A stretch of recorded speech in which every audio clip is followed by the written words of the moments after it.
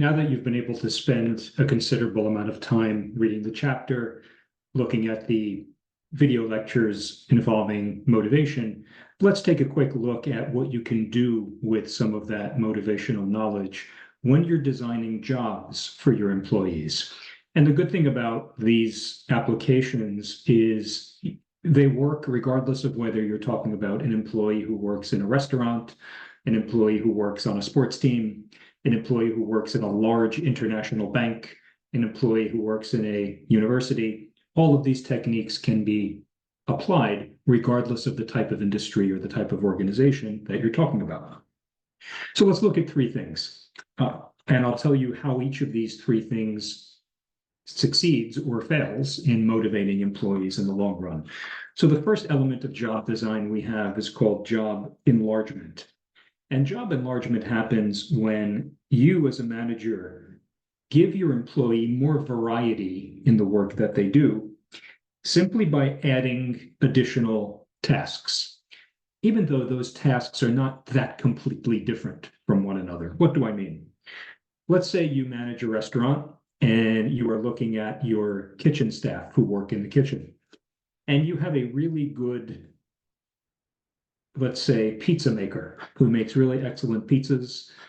She's a really good chef, and she's very efficient at making the pizzas.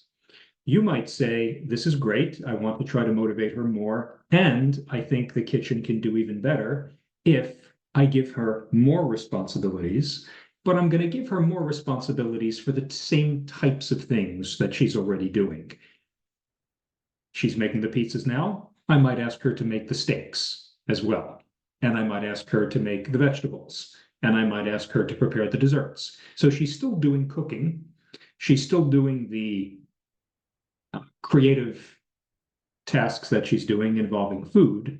She's not interacting with customers or anything like that. She's still doing fundamentally the same type of work, but I'm simply enlarging the types of tasks that she's doing, even though all of those tasks are somewhat similar in nature. It's not like she has to learn a completely new skill set to make the pizza versus making the steaks. It's a little bit different, but the concepts are the same. So that's job enlargement. And the research shows that if you enlarge the jobs of your employees, that doesn't have a lasting positive effect on job performance unless you supplement that with a bunch of other motivational techniques. But if you simply expand the types of similar tasks that an employee is doing, that alone usually doesn't improve job performance. So let's take a look at the second technique when it comes to job design. Second technique is called job rotation. And rotation involves moving employees from one very specialized job to a different very specialized job, maybe once a year or once every couple of years. Why would a manager do this?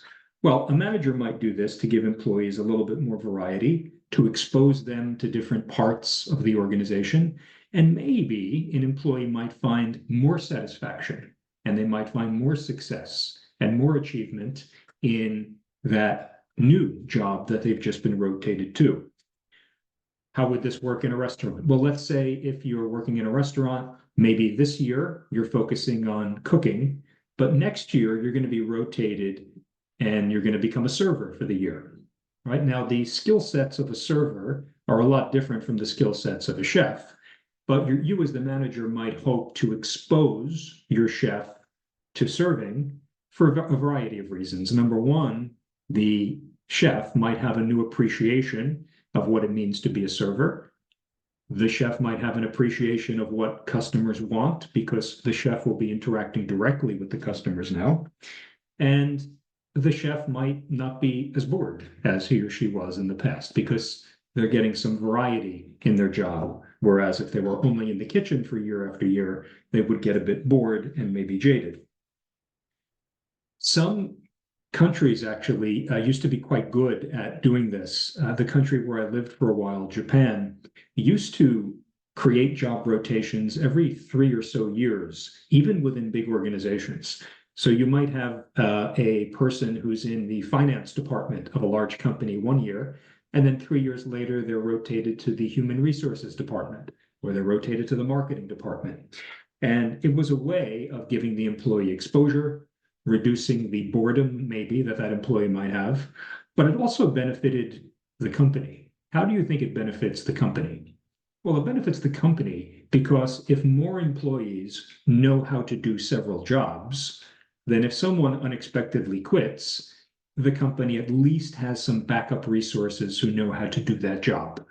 Okay, so job rotations benefit employees by giving them variety and maybe even helping them find a part of the job they like better than what they used to do. But it also helps employers because it cross-trains more employees so that in the event of an emergency, if somebody leaves unexpectedly, the company has more employees who know how to do more things. And then the final point on job design is what we call job enrichment. This could be incredibly effective if it's done properly. So job enrichment basically says, change your employee's job to give them an opportunity to experience something bigger that they can't typically experience in their day job. For example, you might have someone, going back to our restaurant example, who's an excellent chef. And she's done that job year after year after year. She's really good at what she does. She generally likes her work, but she's starting to get a bit bored and dissatisfied. What you might do as the manager is you might enrich her job. That's different from enlarging her job, but you might enrich it. Enrichment would include things like this. Number one, you say to the chef, you are doing such a good job. I would like you to join me at this international chefs conference next month. I would like you to be there with all of these famous chefs, and I would like you to contribute to that meeting because you have a lot of perspective from your time in the kitchen as well. So making travel a part of that chef's job every so often, or including that chef in some managerial activities, maybe including that chef in some decision-making activities when it comes time to buying new equipment for the kitchen, or when it comes time to redecorate your restaurant. Asking that chef's opinion would enrich the chef's job. Yes, they're still a chef, but maybe 10 or 15% of their job is now doing something even more enriching, participating in decision making, traveling with the manager, etc. So these are all ways of taking an employee and who's doing a very good job and making sure they don't get too bored or jaded. You don't give them more work necessarily, but you enrich the job that they're already doing by asking them to do a variety of things that are a little bit more high level and managerial in nature.